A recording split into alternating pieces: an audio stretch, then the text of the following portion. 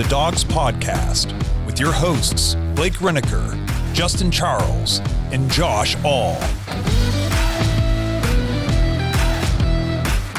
What's up, Browns fans? Welcome back to another episode of the Dawgs Podcast presented by Omaha Steaks, another Discord Dog Pack show today. And we're in studio. This is the first Dog Pack Discord show that we've done in studio. Josh, Justin, Kenny Mac from Canada coming all the way down here just for the Discord. Yeah. Right? I mean, a special trip just for this. Special trip, man. I love getting down this way. Treat myself to a couple Cleveland beers. Yeah. Seeing these guys. Love it. Talking some Browns.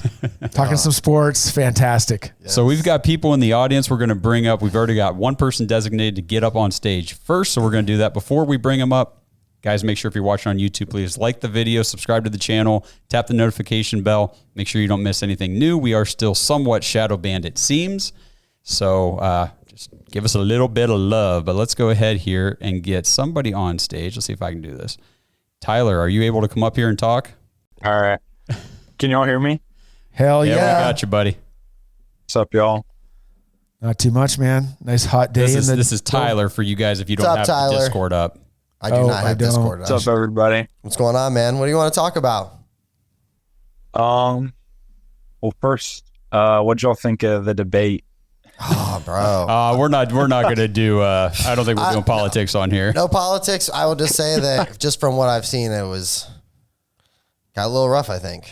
Well, you know what? Yeah. From the outside looking in, because I'm not from here, my prime minister sucks, number one. He's a jerk and I want to fight him. But I think you guys just need some new candidates, period. Sorry, man. I know you guys it's going to be a while till that happens.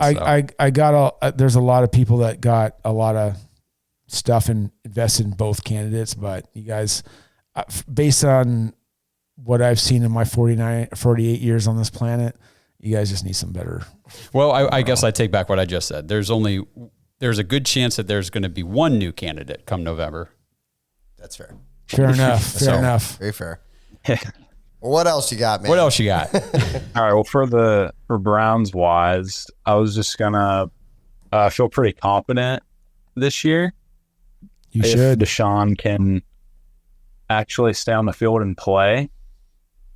I just feel like we haven't got to see enough out of him yet because I'm obviously not worried about the defense. They should be just fine. And then the Mari situation too. But I mean, if we get those two figured out, I think we should be fine. I am interested to see Ken Dorsey though, how the offense is going to play now if they changed anything from last year. I agree, man. I think like going into this year, the optimism can't be any higher. I feel like we haven't even gotten to see 65-70% Deshaun Watson yet. And I think, you know what I mean? And then I think the defense improved from last year, in my opinion. I mean, we'll see what happens, but I don't know how we don't go into this year thinking like, maybe it's blind optimism, something like that. But like, man, this is a team that can be, if we can get ahead in this division, I think that's the biggest bottleneck in this whole thing is like the division is going to be tough. It does. Yeah. A lot of people are saying the division's tough. I mean, one thing that I would look at because there's not much information out there right now. Right. But when you do hear stuff, it sounds really good. But I find if there's a big read on body language, and if you look at David Njoku when he said like the offense is going to be juicy, and when he says juicy, it's like he's not kind of like Malaz, like it's going to be juicy. He's like, man, this is going to be juicy. He's almost like flexing while he's saying it, and he's like, he's literally like pumped about it, and there's not too much negativity that can come across about the offense and the way that it's going to go based on like everybody that you see that comments on it, right? The one big question mark, and you said it, is like, well, what's Deshaun Watson going to do? Does it really matter? If he's mediocre, we're going to be pretty damn good. Because I think what you said, I'm going to touch on that, is the linebackers got more athletic, right? And as long as those guys can wrap up and the Browns can wrap up, and it goes back to what Mad Dog Golick was saying, you don't need to punch the ball out every single time. Just sit their asses down, And I think it's going to be good. Yeah. I agree. And I mean, I saw somebody post on Twitter today, I think it was, and they said about last year the Browns beat the number 1 seed in the AFC with a quarterback who had a broken shoulder. Yeah. We beat the number 1 seed in the NFC with PJ Walker. I think he still had a broken shoulder. Beat the Steelers with DTR. Like, we're going to be okay. And the thing is, that offense wasn't even like new or modernized or explosive, really. It was just a ho-hum, it can get the job done type of offense. And it was very efficient at times, but other times not so much. So any improvements they make is just icing on the cake. And I know what you mean about not being concerned about the defense, but you got to remember this defense was elite, number 1 in the league at home, ass on the road overall, just not good on the road. So if they improve, and I keep telling people, like, if they can just be top 15, top half of the league on the road, that's huge. Well, when you're a top team defense in the league, and you said that there's room for improvement, and like you look the guy in the eye when he says it, and it's a serious, like, yeah, we screwed up. They're not just saying this to say it. I'm with you. I think it's a redemption tour. I think a lot of them guys are bought into it. I really do. I think, and it's not like these are like, I mean, there's young guys, but I think this is a kind of a veteran core now that's been together for some years, and like they set expectations last year, and things, obviously injuries happen, and like there's roadblocks, but for us to still make the playoffs and them get a taste of that, and now like going into this year, you've got to think like just making to the playoffs for them, I don't think is ever going to be acceptable. Like from this point on. Yeah. The other thing that I want to point out too is where pundits say specific things, right? So at the end of the day, a lot of people make a lot of hay about last year's schedule, and the Browns have the toughest schedule. But you kind of hear like an undertone of like, are the Ravens really going to be the Ravens that were last year? Because they lost a ton of people, and you still have to I'm not saying disrespect the Ravens, because they've done enough butt kickings for us that I respect them. I respect the coach, and I think he can get it. However, when you lose your offensive and defensive coordinator, they only lost their defensive coordinator. Okay. And when they went through all the changes, so they've lost a ton of players, are they really going to be the same, right? Pittsburgh Steelers, I don't think they lost a lot, but they gained a lot of rookies in there. I feel like there's a lot of like overhype about the rookies, and you know how rookies can get. If I was looking at Myles Garrett and Myles Garrett's looking across at that line going, I'm going to feast today. I don't care who's in the backfield, right? And then the wild card is, I don't know what they expect from the Bengals. Who knows? Joe Burrow has a healthy. Looks like Brady Quinn, and we all know that Brady Quinn can complete a lot of things other than down the field with that jacked body, right? Like there's a certain point where you just become too big for quarterback. And that's only based on what I've read on the internet. I don't really know.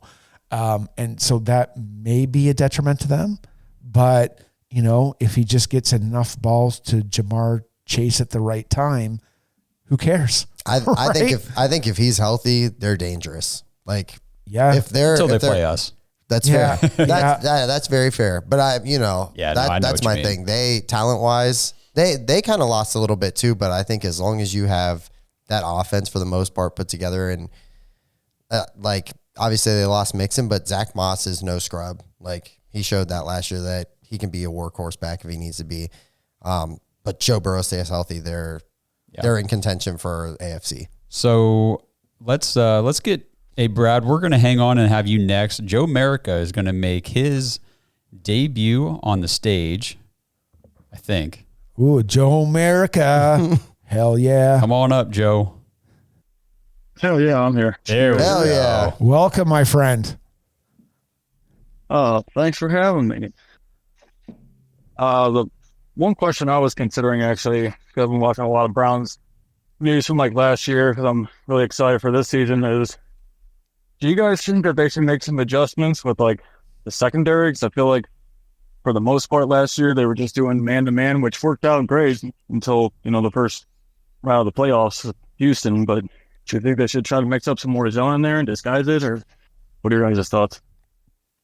It depends on how well Delpit's been healed up, I guess. If he's a step slower, maybe they do that. But I think a lot of the stuff that happened with the Browns near the end of the season might have been their second and third string exposed. Oh, I guess you're going fourth string because Rodney was injured for the year too. That's right. And while the two young kids, Hickman and DeAnthony, did very well, they did get exposed, but that's more experience for them. I would say that Jim Schwartz probably is not going to change much, and he's going to stick with the guys that he has. And I would just like to see a full season out of Grant Delpit. Yeah, I'm with you. I think they keep playing man. I like us athletically. Oh, in yeah. the secondary against a lot of teams. You know what I mean? They've got that core built. Chemistry is going to get better. They're only going to get better the longer they play with each other, and it's a young group. So I still like it. I still don't think it would be a bad idea, like you're suggesting, to kind of experiment with moving to a little bit more zone, a little more. I don't want to say like a lot higher percentage, but guys are going to get injured. It's just the way of the game. I know we're all optimistic about that doctor they hired, yada, yada, but I mean, this is just going to happen. And we saw the defense, what they were doing in the secondary was working pretty well the first part of the season. But like you said, Kenny, as soon as we lost Rodney, things got a little hairy. And we've already had Juan Thornhill in and out a little bit. Yep. And then it was Delpit was out and Ward was out for some games, and we lost Cam Mitchell.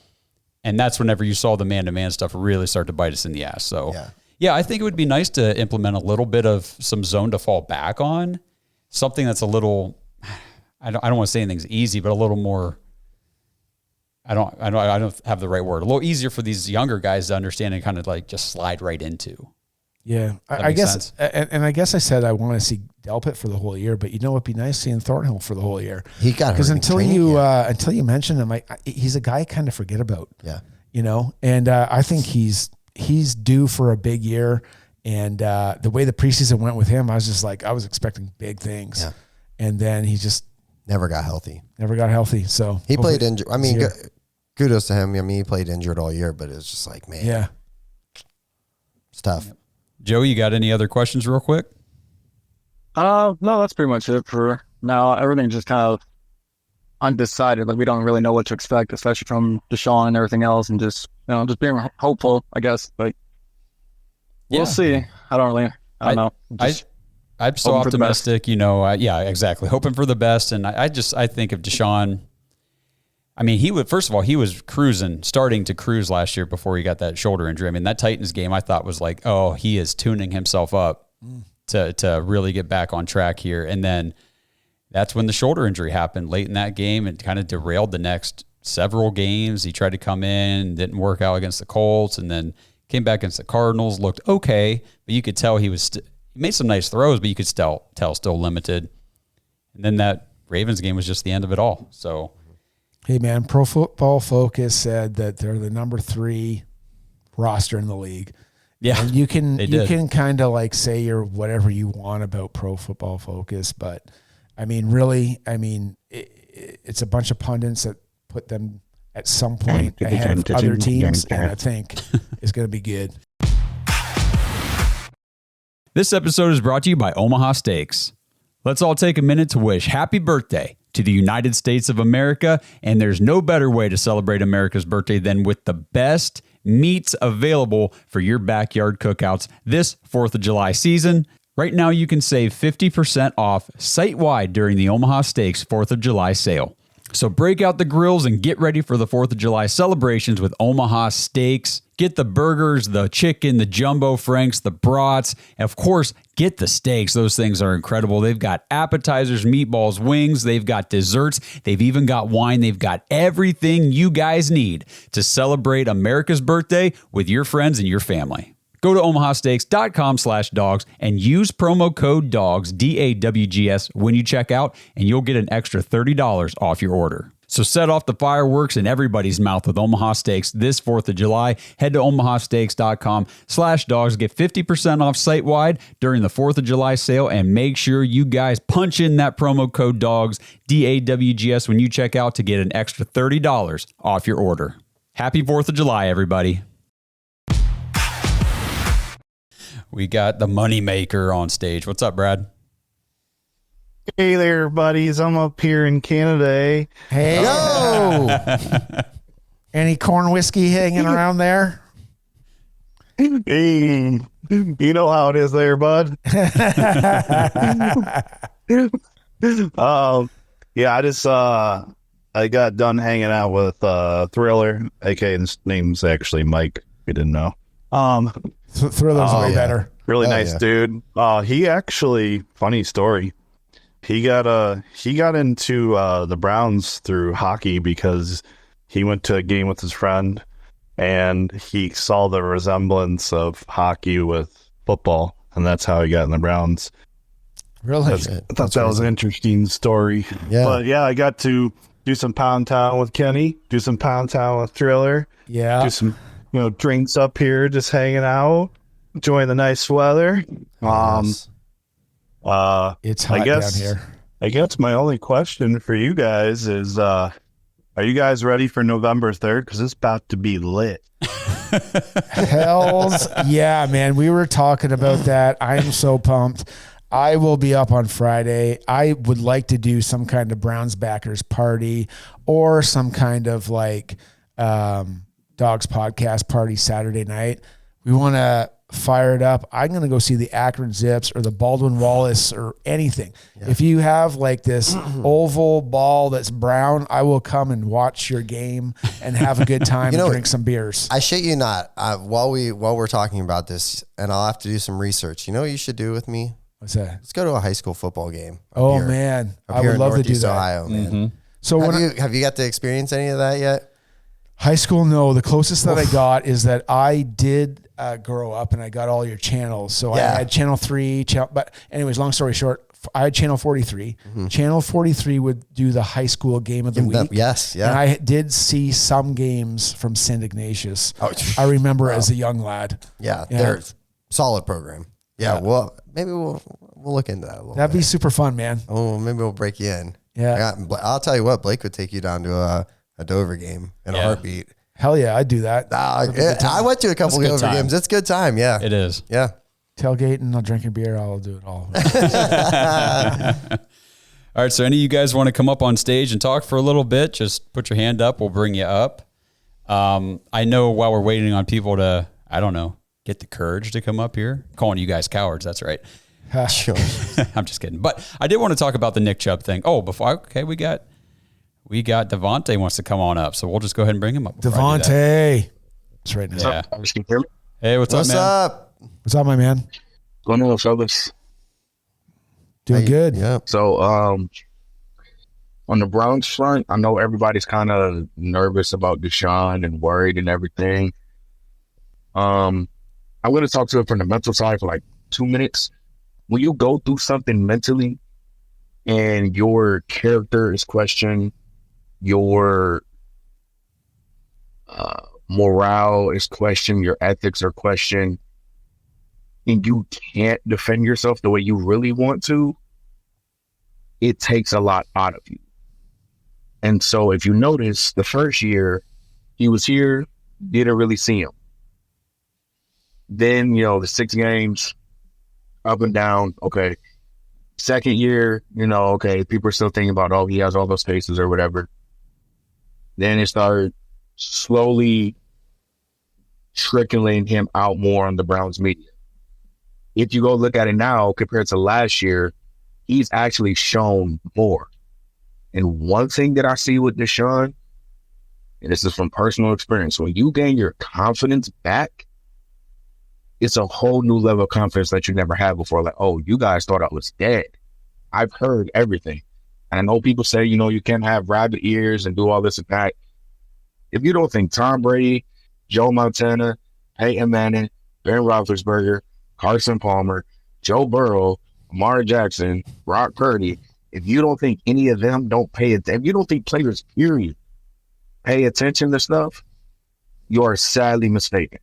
So, yeah, Deshaun watched it, heard it, had to shut his mouth for legal reasons. He let it do his thing. Whatever's going on there is going on there. But this year, I think he's finally at peace with everything. He could play the way that he wants to play because, like he said in his podcast, he no longer cares. he does not give a bleep. You know what I'm saying. So that's just what I want to talk about. 4 is up, dog pound, let's go. I like that, man. And that is exactly what I want to see out of Deshaun this year. Is I want to see a dude who just doesn't care anymore what people think about him. I mean, at the end of the day, it doesn't matter what anybody else thinks about you. It's about what you think about you. Because that, I mean, you're the one that's going to limit yourself or not limit yourself. But if this dude comes out here and he's not limiting himself, it's going to be a lot of fun. I think he just looks comfortable coming into the seat. Like, just in the interviews, everything. Like, the last few years, and, Devontae touched on it, like, what he went through, whether it was his fault, his actions or, all of that stuff, like, that takes a toll. You know what I mean? And, like, I'm guessing his rock bottom, like, that he had to come back from, that probably was a terrible, terrible deal, Like, as far as, like, the mental aspect, even for him, as he's a professional athlete, the idea of losing your career in something, a game you love. But for me, I just watch him heading into this year, and he just looks so comfortable and, like, loose, not worried about things.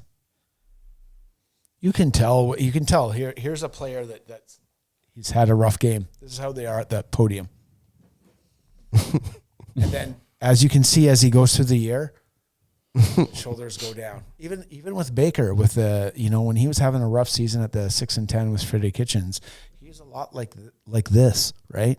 And then it goes down. Like, you can, I mean, with Baker, there was some weight gain and some other stuff. There were some signs there that he was going through a rough time, and it was like that with Deshaun as well. Got accused of a lot of things, and let that be where it may. But I find that he's very relaxed. Some of it is like what I see just him speaking on his podcast. Yep. And again, when you do a podcast for the first time, you might be just a little bit like this too. Oh, yeah. And then but it goes down real fast, but you can see he's talking a lot looser, and he's just, he seems more easy. Yeah. Easygoing. Yeah. I like it. Just, go out there, be yourself. If somebody's going to hate you for whatever, then then they're going to hate you. And that's just the way it is. And like, the biggest thing is we were talking about a player that I'm going to be profiling for the Throwback Thursday, and that player never had like resounding backups by his teammates. I've never heard anything negative actually about anybody in the league, and they never shunned him. Because you remember what happened with Ray Rice. That stuff that happened, when that happened with Ray Rice, he was shunned. He was shunned from the league. Now, with the whole thing that went down with Deshaun Watson, he was shunned by the uppers like Roger Goodell, and he had to do what he had to do. He's got to manage the league. And it was kind of knee-jerk, but anyways, it is what it is. And he basically, I don't know, you don't hear anything negative about anybody based on the situation and the accusations that were against him. So there's something to be said to that, I think. That's a good point. Yeah, you don't hear any other peers, players. Yeah. They got like, everybody wants to trade his jersey with him. Everybody wants to have his back. Like, so something's not adding up, but that kind of kept him probably in the right path or his headspace, and now he's just ready to ball out. Yep. You got anything else, Devontae? Honestly, man, no matter what happens this year, I know we're talking, for him we talked to, it's AFC Championship game, it's Super Bowl, it's playoffs. No matter what happens, and I've said this when I was on the draft night, Cleveland is starting to have consistency. Consistency in a front office is one of the major things that's not talked about. Yeah, you could put certain people out there, Tom Brady, Ray Lewis, Ed Reed, Jerry Rice, etc. The list goes on and on. They will succeed no matter what. But organizations sometimes need that head start to get it going. We've seen that with Detroit 2 years ago, last year. Look where they ended up. Cleveland, if they hang on to Seattle game, they get one more win. I think it was another one where they may have had a close one. But consistency is key. Like, Cleveland finally has consistency. This is the first time that I've ever watched the Cleveland Browns since they've been back that they have a stable front office from top down. And that flows all the way through the team. The reason why I don't like them, but I respect them. The Steelers, they've only had 3 head coaches. The Baltimore Ravens, consistency. All these teams that are great have always had consistency. So please, no matter what happens, look at what the Cleveland Browns are doing. They're not just throwing stuff at the wall, hoping it sticks. They're actually coming up with a plan to make sure, hey, let's make sure we get our guys paid. Let's get in the key pieces that we need. Let's fill in the gaps, and let's go attack this thing head on. Yeah, I 100% agree with you, and Blake said it too. And you were touching on it, and this is probably the same thing, but I'm going to say it's the management vision. And when I say management vision, it is Stefanski and it's Barry, and they're going to a singular purpose. We've seen where Ray Farmer and Patton did not agree on picks. Probably Pat Shurmur, Mike Holmgren, while they all came from the same tree, didn't really know what they were doing. Tom Heckard didn't know what they were doing. Heckard was really from a Philadelphia branch. The other 2 were from Holmgren's branch, and they couldn't, get players right. And it was just, Butch Davis, again, he was another guy where we had a general manager, then he wanted total power and he screwed everything up. And there was this never consistency. And that shared vision seems to be, and based on getting 2 coaches of the year and somebody providing you the players, that they are on the right path with that. And I 100% agree with what you said. Think about this too. They haven't had a season yet where things just went right, other than maybe that first year for coach. Yeah, right. True. That first year, it's been something every year. He lost Odell. That was big. Yeah. Well, even that year was COVID. And COVID. That was COVID. So COVID. The year after Baker gets hurt, then you have, Jacoby and Deshaun. Then you just have all the injuries last year. Like, think about what this organization would have done 15 years ago and some of those, and you know what I mean? Yeah. Season to season, it would have been new head coach, maybe, you know what I mean? Maybe a new GM. 2-14. Yeah. So like for me, I think you can see that they are learning as they go. Like Andrew Berry and even coach, like I think you see that they're learning, but they're even like when it's very chaotic and insane, I think you still see, like Devontae said, consistency. There's a plan. They rally. You know what I mean? Last year, that team should have folded. If it was like any other Browns team that I watched in my entire life, they would have rolled over. Yeah. And that's no disrespect for any of the players. It was just it was different times. Just the whole structure, everything, ownership all the way down was just. Well, look at like Chubb coming back and like making an appearance when Jim Donovan smashed the guitar. Oh, dude! And then Chubb coming back and smashing the guitar, and like a lot of and like just not the Browns, like just teams in general go, oh, you're injured, you're out of here, pal. Don't get your negativity or your injury on our team. And like it's just that culture shift where they accepted and they saw somebody working really hard. They brought him in and inspired the team. Yep. You know what I mean? Yep. And that's the difference that I see. Next man up mentality. That's all it was. Just next guy up. Well, speaking of next man up, Tyler, you're back up. What you got, buddy? I was just going to talk about too. I'm not saying like the defensive line was bad last year, obviously by any means, but I think the hiring of the Texans guy actually might play a pretty big role in Za'Darius was still good with the pressures, but his sack numbers were pretty low. And I think with what that dude was able to do with like Will Anderson and what he turned Jonathan Grenard into, I think this defense can go to even like a whole another level too, like the D-line specifically. Yeah, I like that. And I think it'll help Mike Hall. I am so excited to see what he can bring to the table. And again, I'm not expecting massive snap counts out of him or, a full-time starter, even a starter. I want to see him come in his role, in his spots, and make an impact. And you guys think we'll see a little more of, what's the big guy from Baylor we drafted? Oh, Siaki Ika. Yeah. Yeah, I wonder if he'll maybe be able to get anything out of him, because I was pretty excited having like a big Vita Vea type guy to play in the middle and clog up the run lanes and just kind of wreak havoc. But I kind of bummed out we didn't really get to see much. It sounded like he wasn't really doing too well in camp and practice and stuff. I think there's two things to that. I think number one, we're so deep that you're not going to see rookies as much anymore. The other thing is what happened with him is he did actually get playing time against the Bengals and didn't perform, so everybody's kind of bummed now. I wouldn't say that's necessarily a bad thing because he got engulfed by starters.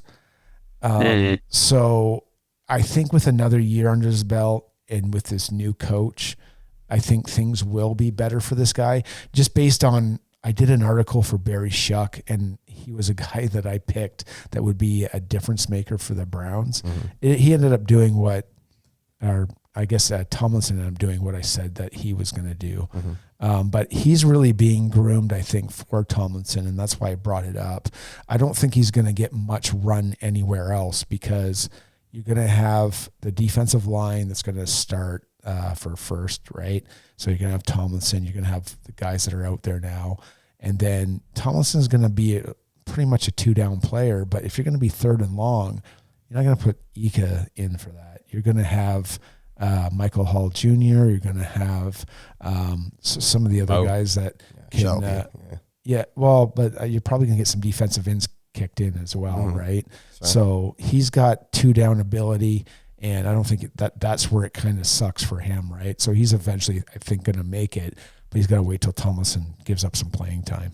I think even that spot next to Tomlinson is kind of, I think there's like Schwartz is kind of waiting for somebody to emerge, just step in and be the guy. Like obviously they're going to rotate out and stuff like that, but I think they're looking for one guy to really. So you think Shelby starts and then Hurst backs him up because of the injury, or what do you think about the guy from the Jets? Like you think he has the ability to start and the other guys supplant? I would say probably Shelby. Yeah, but I would too. Again, remember Shelby's on that 2-year contract. Yeah. The other guys are on one. Yeah. But I mean, my thing too is, and I don't necessarily believe this, but it wouldn't shock me. Like, let's say Michael Hall plays his ass off in camp and plays his ass off in preseason, and you can't keep him off the field. You know what I mean? Then I could see it being a situation where it's like, well, hey, he's the guy, and then you come in and give him a blow here and there, to as far as with Harris and stuff like that, or whoever doesn't get cut. Because I think some of those guys are going to get cut. Cut or traded. Hurst, and we've talked about the contract stuff with Shelby and even Ika. Like, it would suck, but it's interesting because like Barry compared him to John Randall, right? And the if you want to compare him, I'm not saying he is John Randall right now. What I think Barry was getting at was the measurables. So what the combine stats pulled in were very similar, right? The violent hands were very similar, right? Now, I guess you guys know how Randall used to train. He used to chase chickens and stuff. I don't know if he did that kind of stuff, but there is some comparison. And man, to dream as a Browns fan, wouldn't that be great? Let's just get him started and get him looking good in preseason. But I can see where that vision and why they got him, to that. So yes, then I can see him starting if he can do that kind of same stuff. But let's get him just through his year and have a couple sacks and go from there. Yep. So let's see here. Pastor Rob, just to go on what you're saying, he said rotate the DTs and keep them fresh, make them go full motor. And that's I like that idea. I mean, Schwartz that's probably what they're right? going to do. Yeah. This episode is brought to you by Manly Bands. Dog Pack. If you followed the show for a while, you know that I recently got married. I got my wedding band at Manly Bands. Now, I opted for something a little more simple, so I just got a plain, simple, gold, polished band from Manly Bands, but that's not everybody, and I'm telling you, they've got so many cool different designs and materials available. They've got bands made out of Jack Daniel's whiskey barrels, meteorites, even dinosaur bones. It's so cool. Just head to manlybands.com, check out the selection, see what they have. They've even got build your own bands if you want to make a custom style band for yourself. And right now, use promo code DAWGS, DAWGS, at manlybands.com when you check out, and you'll get 25% off your order. 25% is a big deal. So make sure, if you guys are looking for a new wedding band, Blake mentioned last week or two on the show that, he's lost a lot of weight in the last year. And so his wedding band is a little too big for him. So he's thinking about getting a new one. And I told him, I said, just go to Manly Bands, see what they got. And the 25% off your order is such a great deal. You really can't beat it. So at least go check it out, see what they have. They've got some really cool stuff. And again, promo code DAWGS, DAWGS, if you decide to buy one, and you'll get 25% off of that purchase. If you don't know your ring size, you can order a free ring size guide. They'll ship it straight to you. You can punch out the little rings and put them on your finger to see which size fits you best. And then every single band you order comes with a free silicone ring for whenever you want to work out or go swimming or whatever you need a silicone band for. You get one for free shipped with your purchase of a Manly Band from manlybands.com. So check it out. Again, manlybands.com. Use promo code DAWGS for 25% off your order.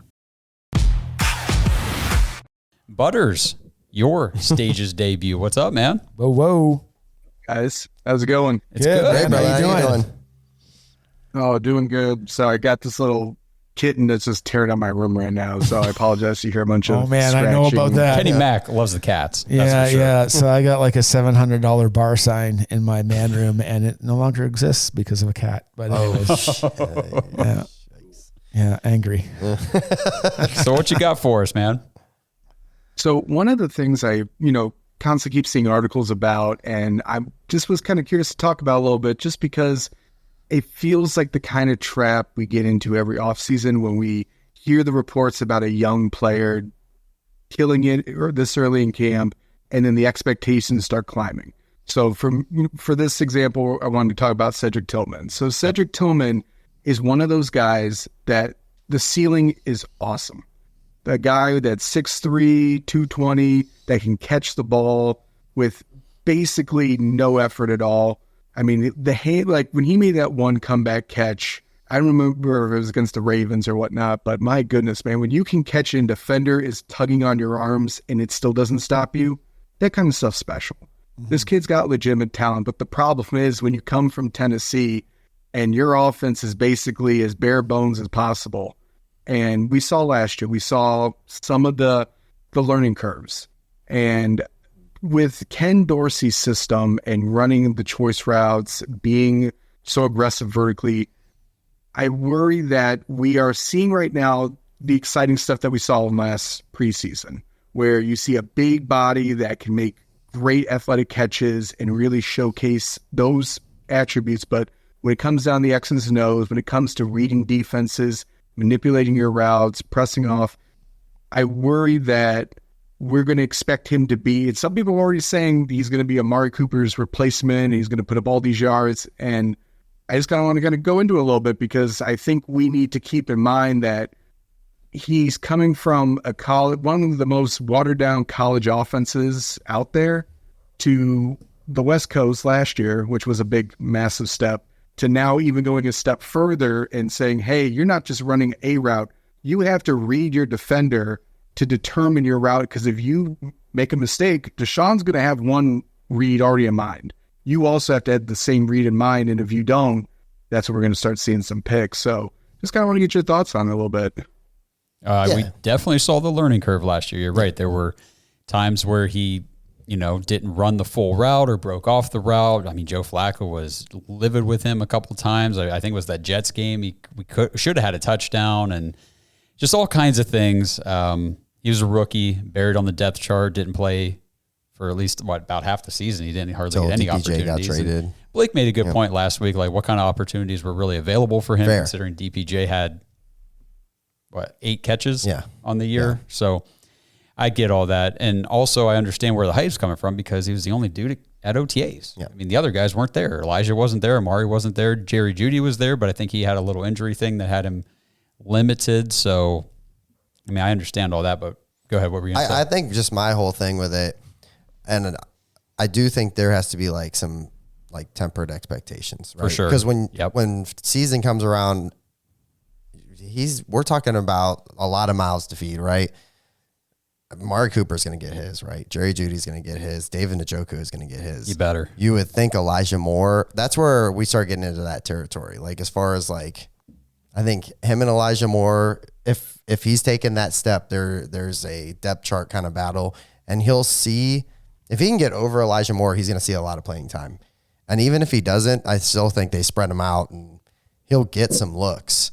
But I think that we can't go into the season expecting 850 yards. I'm expecting that from at least Jerry Jeudy. That's in my eyes. Yeah, you know what I mean? would say so. I'm still of the mind of I want Cedric Tillman to just take over what DPJ was doing. Yeah. And I know he didn't do a whole lot last year, but before then, I think last year was when we had DPJ, there was still a lot of trying to get Elijah involved. And we saw that dwindle down as the season went on. The end of rounds, the screen passes to Elijah, those all started to go away because they were not working. But that was while DPJ was here at the same time. So I think that there was a shift in focus. But I just need him to be a reliable outside receiver that if that's where we're going to go with the play, I need him to be able to make the play. But I think that, like you said, it's going to be Amari, it's going to be David, it's going to be Elijah, or Jerry Jeudy, Elijah. I think I'd like to see them focus on getting Jerome Ford involved more in the passing game. Maybe not as much in the run game. Yeah. But because I want to see Foreman or Robbins do that. But I would love to see Ford. I'm not saying get him out of the run game completely, just not the lead Duke Johnson. back. He's our Duke Johnson. Yes, man. You give him in the passing game, he's so good. You guys hit the nail on the head for me. I was going to say it's got to be Jerome Duke. Ford's going to be Duke. Getting his, man, and it's going to be like Duke Johnson. Yeah. I think Butters hit the nail on the head, man. He came out of an offense where he didn't have to do much. So the biggest thing is I listened to a podcast called Moving the Chains. It's Daniel Jeremiah, and I am a Daniel Jeremiah fan. And the one thing that he says, if you don't pick a guy right away that has the full route tree, he's not saying give up on him, but it's going to take some time. Mm-hmm. There was a guy like that, and I'm going to show my age on this one, but there was a guy for the Bills. His name was Eric Moulds. And I had to look, and he played for Mississippi State University. Okay. And his first 3 years, because I live up in Bills territory, everybody wanted his head. He's awful. He sucks. And he ended up with the Bills. Eric Moulds turned out into a great player. He ended up, if I can get this up, 3 Pro Bowls. He was on the all-rookie team, so good for him, but he had a couple bad years. But second team All-Pros. He played from 96 to 2007, right? And he had some dropsies, he had everything, but he had to learn how to run routes. And this is all Cedric Tillman has to do, right? And so while Stefanski said he got better on the grass, right? I don't know where Stefanski's opinion of him was on the grass. Was it 0? That's a good point. Or was it 50? Because we know it wasn't 90 because he ain't getting that playing time, right? So, he is doing better. Browns fans got to temper their expectations. And there's at least 4 guys ahead of him. Yes. And not on receivers. I mean, catching the ball wise. Yes. Right? Anything else, Butters? I guess if we wanted to kind of carry on to even just rookies in general and young players, I feel like so often we get caught up with the Puka Nakuas, the guys that kind of come out of the draft and you're like, wow, look at the Rams. Look how they can draft. They can find Puka Nakua in the 5th round and the Browns can't draft a receiver in the 3rd after all these years. Andrew Berry must be awful. And it comes down to, my goodness, man, sometimes you just get lucky. Sometimes you just get the right guy at the right time for the right fit. And, and I worry about guys like Michael Hall, where people are going to complain saying, hey, he's a 2nd round pick. He was an Ohio State player. Why is he not getting crazy snaps? And, we are so quick to rush and expect these guys to come in day one and just be all-stars. And we point to the exceptions and not the rules and the guys that it's going to take them years. So, when Andrew Berry drafts, especially without having very early picks and 1st round picks, especially after the Watson trade, you can't just expect all his draft picks to come in day one and be big time starters. If they do, that's awesome. And we're going to be so excited and, congrats to them. But just because a guy didn't get a ton of snaps or a guy's not putting up the yardage that you're looking for doesn't mean he's a bust or he's a bum or he's a nothing. Hell, even like Elijah Moore, a guy that's been in the league now a couple of years, this kid's got great talent. When he was at Ole Miss, other than his height, there really wasn't anything you couldn't like about his game. And sometimes it just takes the right system. It takes the right coaches, the right, just relationship with the quarterback, and things start clicking, and all of a sudden guys come out of nowhere. So I'm excited to see what this young group has, but I am prefacing just the fact that I expect there's going to be people tearing these rookies to shreds as soon as they don't come out and make the big play right away. Yeah, I'm with you. And I think that, Andrew Berry obviously understands that, because that's why you see him hold on to his draft picks for so long whenever the fan base is saying, well, get rid of that guy. Why is he still on the team? Anthony Schwartz was a good example. Even whenever the fans were like, I see nothing with this kid. Andrew Berry still got the mindset, well, he's not top of the depth chart. He's not the featured guy. We got to give him a little time. And then it got pretty evident, okay, we're not going anywhere with this. Right. And then you reach that point where it's like, okay, time to cut ties. Pastor Rob mentions David Bell here in the chat. I understand giving guys time to develop, but we always say it's the not for long league. And if you don't come out and show that you at least have potential to grow and develop and produce, down the road, there's a new crop of draft picks coming in every year. There's a new free agency period every year, and you will get replaced very quickly if you don't at least show enough to earn your keep on the team. And that could just be in the weight room, the film room, showing that you are dedicated to your craft and learning and working and everything like that. So we don't know what everything goes on behind the scenes. We just get to see what does or doesn't happen on the field, unfortunately. And, it is a good thing, but this front office, this team, this organization now keeps everything under wraps. So there's no leakage. There's no, dirt coming out about anybody, or so-and-so's not showing up to this or that. So yeah, I would say the biggest thing, I know the people that you're talking about, and I would say get out of the Stone Age, man, because that was the old school Browns. Yeah, we needed guys that be all-stars 10 years ago, man, for sure. I totally get it. But if you see all the teams that are any good, you see the 49ers, because I'm not going to use our division because we know about them. You see the 49ers drafting people that need to start right now? No. The Eagles draft people, maybe defensive tackle, but that's maybe across the league, right? And the guys that need people to start right now are the Panthers, the Patriots, because we were there 10 years ago. So people just need to get out of the Stone Age, man. Yep. Yeah, thanks, Butters. We appreciate that. We're going to bring Andrew Jackson up here, and while he's getting all situated onto the stage, if we want to use wide receiver example real quick, I'll just use the Chargers with Josh Palmer, because that was a guy, and he was out of Tennessee, right? Yeah. So they had he was buried on their depth chart for a few years, showed some things like, okay, maybe this guy can be a good NFL receiver. And now we're like 3 or 4 years into his career, and he could end up being the one on their team. Either way, he's going to be heavily involved for them, and a guy that they lean on. That could very well be Cedric Tillman's path, where it's like the first few years, like, okay, he did a couple things here and there. He looks like he could play in this league. And then who knows where we are 3 years from now, and we're like, hey, Ced, we really need you out here, bud. Yeah, exactly. Andrew Jackson. Yo, what is up? Whoa, hey-o. What's going on, guys? Sorry, late joining here, but I don't know what you guys talked about, but hearing some of this young draft talk and young guys talk. So as of June 28th, we have a first-round pick for next year. So if you're Andrew Berry, what position group as of right now do you think we should look at towards next year if we keep it? And this is all, relevant if we keep it or not, but as of today, is there a group that you think, hey, we probably should look this way or that way? That's hilarious, because my first thought was, well, if I'm Andrew Berry, I'm already going, who can I get with this pick? That's what I was going to say. Trade it. What team is trying to get rid of somebody that is Amari Cooper, and I can get him, you know, and get maybe like 2 other draft picks with it and fleece these guys. But what do you think, Kenny? Man, what position group would I upgrade at this point? I think the thing that you would be upgrading is the money that you need to get rid of.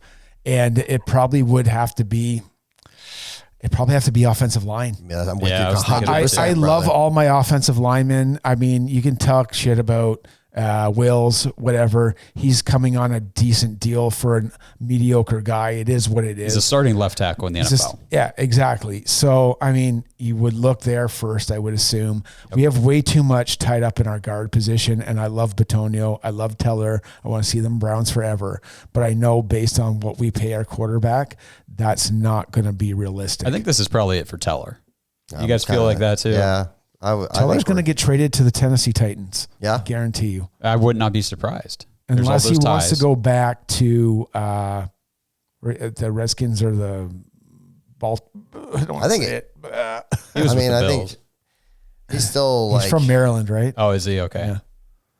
He's going to want another contract. For sure. He's still young enough. He deserves another contract. Sure. Number one, he's a baller. Yeah. I'm with you 100%. Hunts alligators for Christ's sake. Oh yeah. So Pastor Rob says, is the Michigan guard Zinter not his replacement? Yeah, I think so. Yeah. I think because I think that between the two, Joel Bitonio would be the one that stays. Well, and here's the thing is, like, how much more does Joel have? He's 33, I think. He's getting into 10 years. Here's the thing. We saw injuries with Joel last year. If injuries start to happen again this year, then maybe retirement. You have no idea how long these guys want to play.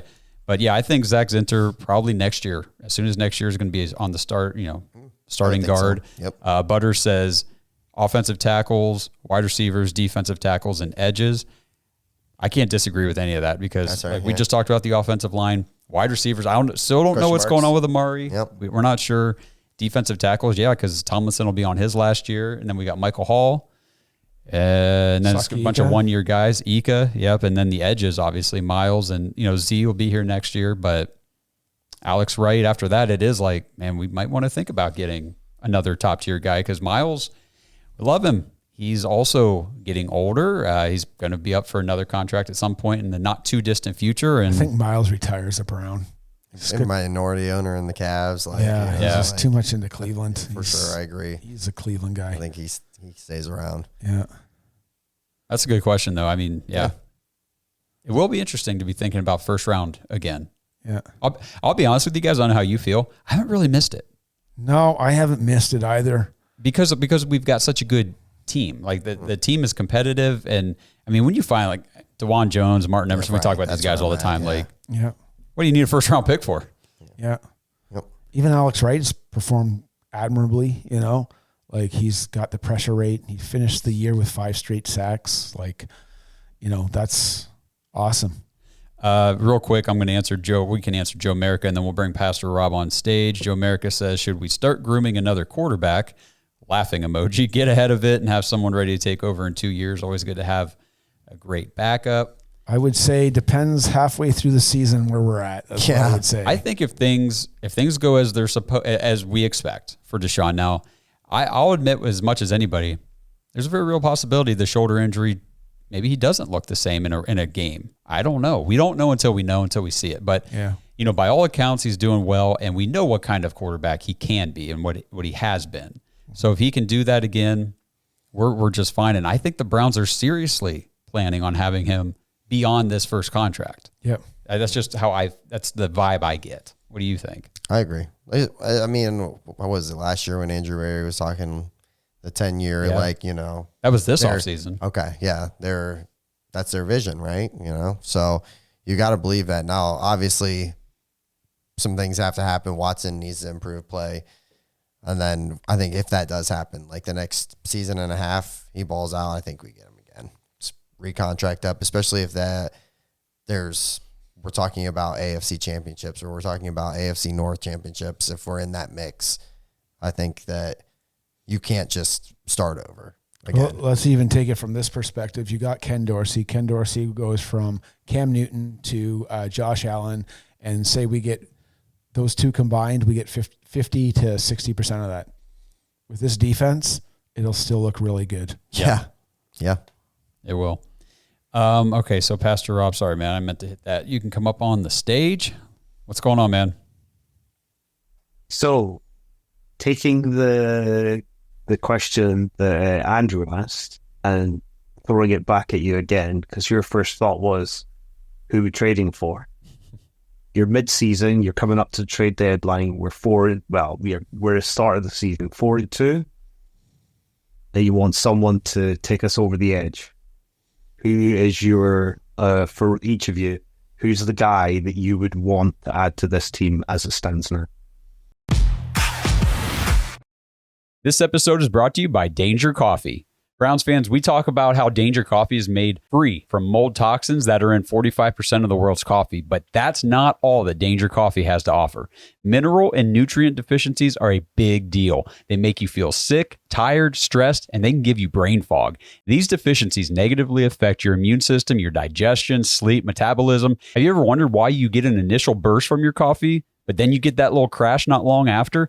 Danger Coffee's patent-pending process remineralizes your body with more than 50 trace minerals and electrolytes, leaving you more energized, engaged, powerful. These micronutrients enter the cells to boost performance. They bind to toxins to provide detoxification support.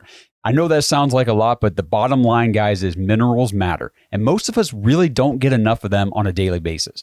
Danger Coffee delivers micronutrients. Plus, it gives you access to the minerals you already have. Head to dangercoffee.com, use our code DAWGS, DAWGS, for 10% off your order. And that code can be used over and over. So you get 10% off every order you make using code DAWGS. It's time to start every day off with a cup of coffee that gets you going and actually keeps you going. Dangercoffee.com, code DAWGS. I would probably go either left tackle or a receiver, probably, which I would determine it. And the reason why I'm saying it like this, because I would determine it based on what our stats were. If Deshaun is under a lot of duress, generally it's going to come from the left tackle position, and Jed's not performing. So I would have to go that way. And that's big money and a big pick to pry somebody from somewhere. So mainly, what's his name? Garrett Bowles from Denver. And if it's not one of our receivers, they're just not getting it.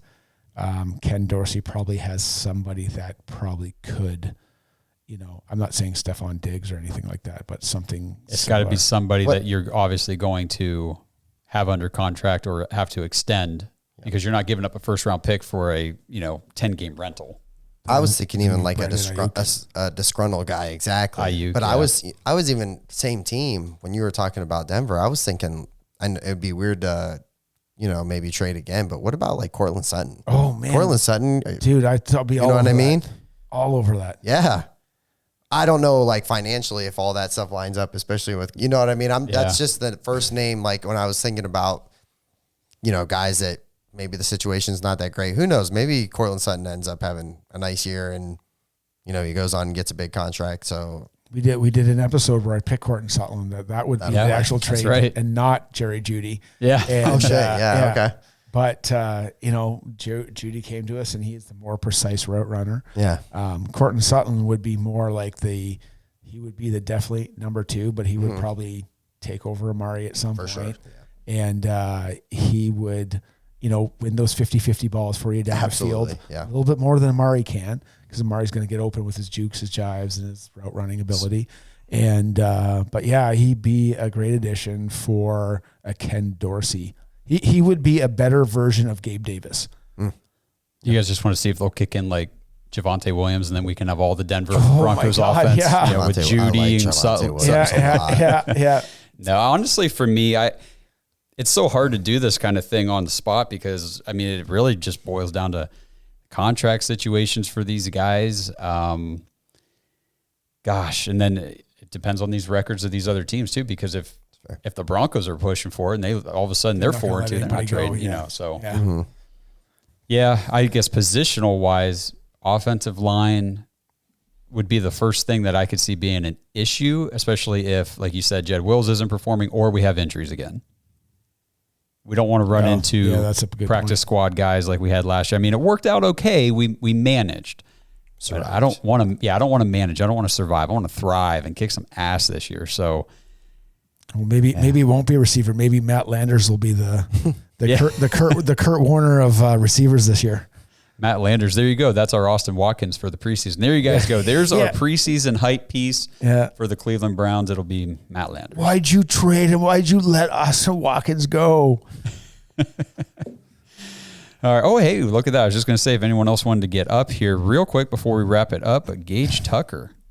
Come on up, buddy. Gage, yes. What up? Can't wait till all the Chargers time, buddy. What up, everybody? How you doing? What up, baby? Yeah, so a while back, Andrew and I, we did a breakdown of who could possibly make the roster this year. And we were talking about it, I think yesterday or the day before in that group chat. There's going to be a lot of good players that are going to get cut. So my three positional groups that are going to be interesting to watch coming out of the preseason is going to be the offensive line, our defensive line, and then our secondary. Mm-hmm. So I don't know if you all want to go ahead and maybe talk about that. I think they're the defensive line for sure. I think there's a lot of interesting battles as far as that one defensive tackle spot. I think there's going to be some guys that get left out. I think receivers interesting too, just as far as because I feel like there's a lot of good guys, and so some of them are getting practice squatted, but I think we'll probably lose some guys there, whether it's a David Bell or whoever that guy is. And what else? I'm interested in linebacker too. Just as far as like who's starting, who's out there game one. I was going to say linebacker. You can pretty much peg who's going to make the team, but you're right. Like, how's that rotation going to break down? How's the snap share going to go? Who's the main guys out there? Is Buki already over Devin Bush? What do they see out of Bush during training camp? Who's the rotational piece guy, and who's the starter? Yeah. I mean, I think Hicks got the starting thing unlocked. I mean, that's what he was brought here to do. And JOK is not going anywhere. I'm more excited than a lot of fans, it seems like, when I post stuff online, but I'm very excited to have Jordan Hicks on the defense. I think that he is going to do what Anthony Walker did, but a step up or another 2 steps up maybe, and stay on the field, tackling machine. I'm very excited for him. His familiarity with Schwartz is big, right? Yep. I think what Gage said, though, all 3 of those position groups are, and the key to what he said, are they're not going to make the team. And I don't think he meant cut, because I think there's some ability for the added to the practice squad, right? Yeah, but there's also some ability for the team to gain capital, right? And the whole reason that you do this, or to become what the Browns want to become, like other teams in the league that have won championships, they've all had to cut guys or trade them to gain some kind of capital. So it's either going to be draft picks or other players. And from what we see, I don't think we can think of really anybody they trade for, but that capital and draft picks where they can kind of freely move and pick off the people that they feel comfortable with our coaching staff coaching. I think that's ultimately where we're going to really thrive, right? So it's a great point. And we saw the Browns, like with the secondary, for example. They drafted the number, who they picked number 7 overall? Not number 7, the 7th round pick, the DB. Sounds like he could challenge some people. Miles Harden, thank you. He sounds like he could challenge some people. Yeah. Although he, like you said, maybe practice squad to start, but that could be something. You know what I mean? Mm-hmm. So they're doing these hard nosed guys. Buki Watson. They could all challenge. So let's see what happens. I mean, they have the prices right for these guys. So let's see if they can step up. Absolutely. You got anything else for us, Gage, before we wrap it up? Yeah, it should be interesting. So if you had to pick right now, who would you have starting at right tackle? Because that's going to be the topic. I agree. Going into the that's a big one, bro. I hate that question. I'll do it. I'll do it, Gage. I'm old school, man. I'm taking Conklin. I'm with you. Vet. Correct. Yeah. Go with the vet. Yep. Let the kid develop. But do you worry about DeJuan Jones, him handling it when he came in and pretty much was manhandling everybody? I think he'll be okay just because he was a rookie. He's young. This organization seems like they're okay on kind of keeping the lid on some of these guys. And I mean, obviously DeJuan Jones is the future. It's not Jack Conklin, but we're here now. So my thing about DeJuan Jones, though, is I feel he's too heavy to make a full season every year. I think he's got to find a playing weight for him to handle the rigors of the NFL. And I think we saw that with his. I think he's going to continually have knee problems if he's like, what is he, 400 pounds? You just don't last. You just don't last long. If he needs to find the right playing weight for him, and I just don't think he's there. I'm not a doctor. I don't know. It's just my gut feeling. Pastor Rob says it's Jack. If healthy, he plays. Jones needs to move to left. And I'm going to tell you what, I think I'll be disappointed if I don't hear reports about, and I don't go to training camp and see that the Browns are at least rotating some players at that left tackle spot, because they did last year. You remember we were up there and DeJuan Jones was taking, what was the second team left tackle reps. So, they need to explore all options. Man, Jed's a big dude though. Yeah. Like he's got to get a mean streak. Yeah. And then who do you think is going to fill that void for Nick Harris coming in on the goal line and stuff? Welch. In that jumbo package. Welch. Trayton Welch, the tight end? Yeah. I thought it was going to be the... no. Who were we thinking? Yeah. That was for... Why am I forgetting this? Because I was going to say, I thought we were talking about DeJuan Jones doing it. Because he could move. Zinter? No, it wasn't Zinter. Who did I even say? I don't even remember now. Whippler, yes, thank you. Luke Whippler. That was it. That was my fault, guys. That was my fault. What pick. would you say if it was Siaki Ika? Like just fullback and driving people on like the goal line? Absolutely, man. Crazy. Do it. Sure. I mean, the Bengals did that in the past with Domatal Pecco. Mm-hmm. They just threw him in there as a fullback and just used him as a battering ring. And the Browns did it with James Jones back in the 90s, man. He was a defensive tackle and he was 300 pounds and he could run. Crazy. I'm all about getting creative with some of this stuff. Just, and I know Kevin would get knocked over the years for not having a very, innovative or creative offense, but they started implementing that jumbo pack last year with Nick Harris in there at fullback. And it was like, well, this is cool. Mm-hmm. It's nothing crazy, but it was cool to watch and it worked. It's just simple. Yes. Tough, gritty. But it was a wrinkle. It was just a wrinkle in the norm that was just enough that it gave us that extra push when we needed it at times. So I'm interested to see what him and Dorsey cook up this year, really. And the new guys, Tommy Reese and all these other guys that are in the building. Yeah.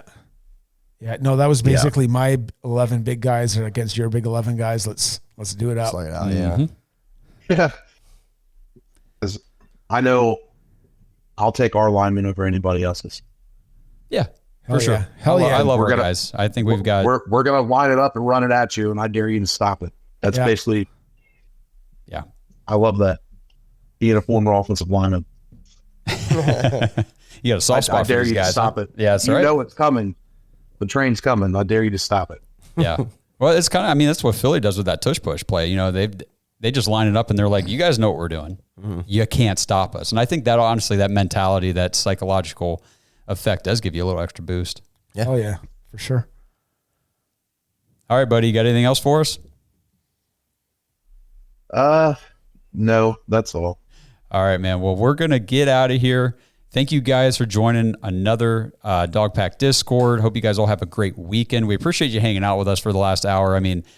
This Discord show, me and Justin really started talking about maybe trying this out a little while ago, and we finally started it because, it's like, this is a show for you guys. We were doing after hours for a while, but it was still just another show where we sit here and talk, and then you guys sit there and watch it. So we wanted to get you guys more interactive with the show. And during the season when we did the Discord lives, like interactions, that was a lot of fun. Yeah. Yeah. So doing these stages is really cool. We're really glad this is working out. So great questions too. Mm-hmm. Yeah. You guys bring it, especially the ones we don't want to answer, like right tackle. Yeah. Yeah. No, I'm just messing. But I'll tell you January 2025. So again, if you guys are watching this after we've already recorded and published, please make sure you guys like the video, subscribe to the channel. If you want to jump in, I should have said this at the top. I'm not as good at jumping these things off like Blake, but jointhedawgs.com, become an official Dog Pack member. It's how you get into the Discord to do these stages, to take part in this kind of podcast episode where you get to come on and interact with us. And fantasy football is starting we're going to have signups now until mid to late August. We're going to cut it off somewhere in that range because we've got to divvy up the leagues, set the draft dates. I'll have a league, Justin, Kenny, Blake. We will all have league. Last year we had 5 plus a dynasty league. Mm-hmm. So hopefully we get even more leagues this year. Looking for a lot of fun fantasy. So if you want to play fantasy football, don't wait. Get in the Dog Pack now. Jointhedawgs.com. Send us a message right away. Just says, hey, just signed up, want to play fantasy. I'll make sure you guys get put on the list so you don't have to worry about it. And then you'll get more information whenever we get in there. You still get that 7-day pass? Yeah, there's still a 7-day free trial. Okay, good. Yeah, Okay, so good. the first week is free, and then just let us know you guys want to play fantasy and stick around, and you're in. And jump in Discord, hang out with us. This has been a ton of fun. So, well, I just tell my guys in my group, in my Browns backers group, I was like, it's a free week. Pick the lowest setting. If you forget, the lowest setting's $5. I mean, $5. Yeah, $5 a month. Take one less beer in your life, okay? One less beer, one less cup of coffee. I mean, really, it's not that bad. So yeah, you'll be fine. Yep. So we appreciate everybody tuning in, and we're going to get out of here again. Everybody have a great weekend. Of course, whenever you're watching this after the fact, the weekend will probably be almost over. So hope you had a good weekend, and jump in the dog pack this week. Jump in Discord stages whenever we set the time for next week. So until we talk to everybody again, let's go Brownies. Go Browns. Ho, ho, ho, ho, ho. Thanks for listening to another episode of the Dawgs Podcast. Make sure you subscribe on YouTube and follow us on Twitter at the Dawgs Podcast. Get your thoughts on the show at thedawgspodcast.com.